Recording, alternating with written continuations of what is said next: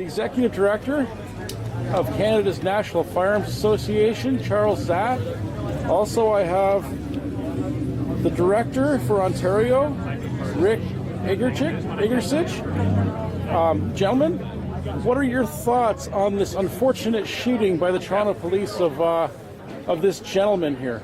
A lot of disturbing issues have come to light. We learned today that the family doesn't have a copy of the search warrant. We learned that Toronto Police drove 150 kilometers to come here to execute their warrant. We learned that they brought their own ambulance with them. There's a lot of disturbing facts here today.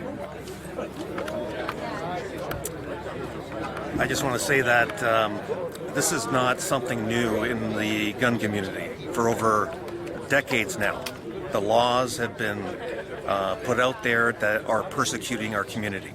We have countless cases where the police will use trumped-up charges to go into somebody's home, right, and assault them in the extreme sometimes. And this is just another example of the same. We need this to change. The gun laws need to be changed so that we are not assumed to be criminals before we're proven guilty. Unfortunately, the law is the other way around. We're hoping that this case will be the impetus for greater gun control reform so that we are treated like all the other citizens in Canada, as equals under the law.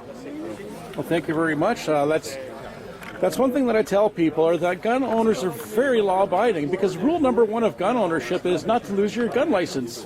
And so a lot of people are even reluctant to get into things like fistfights and things like this because they want to keep their gun license. They really enjoy the privilege and they want to keep it. And that's why things like this, especially, this is to the extreme, because this gentleman was as pure as snow, as I said in the last video, as far as I can see. He kind of has to be to keep his privilege of being a gunsmith. The fact of the matter is, licensed gun owners are vetted every day.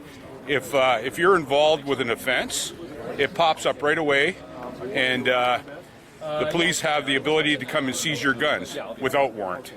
Yeah, it's a great way of keeping people honest by having that over their heads, I tell you. And you know who's not helping here? No. Are the politicians out there who keep pushing this narrative, that we are criminals in waiting.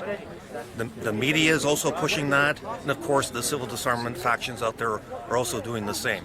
My own MP, Pam Damoff, has told Canada that we are law-abiding until we're not. Once again, she's assuming that I'm going to do something. The statistics show that the people who are not gun owners are the ones perpetrating all the crime out there, not us.